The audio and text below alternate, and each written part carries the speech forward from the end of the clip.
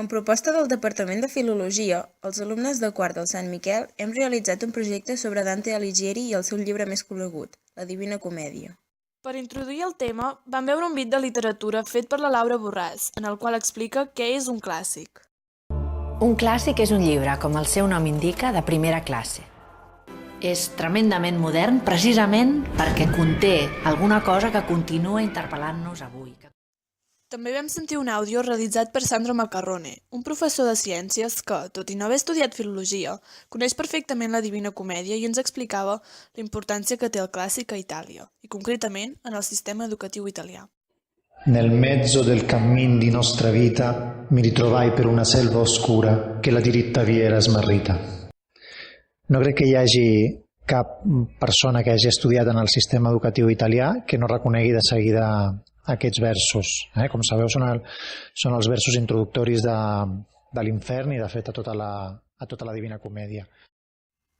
Per començar, vam escollir els projectes en funció de les afinitats de cada grup. Hi ha en total una quinzena de treballs per triar i, per estar en contacte entre el grup i la professora, vàrem fer ús del Google Drive.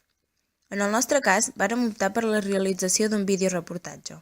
Per fer el nostre projecte vam demanar als diferents grups que ens expliquessin en què consistia el seu treball, com s'organitzaven i quines eines utilitzaven.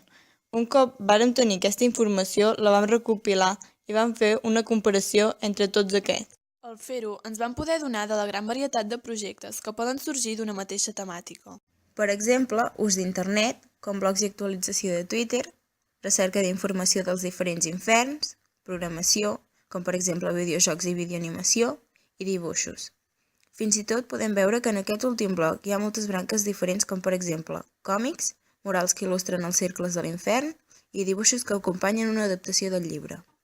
Finalment, vàrem presentar tots els projectes realitzats davant de tota la classe per poder mostrar els nostres treballs i recerques als altres alumnes. Amb aquest treball hem pogut veure com a través d'un llibre, en aquest cas, la Divina Comèdia, podem realitzar activitats diverses i didàctiques per tal d'aprofundir en el significat del llibre d'una manera divertida i dinàmica. Així, és més senzill entendre una obra literària clàssica tan complexa com aquesta. I think I've had enough. I might get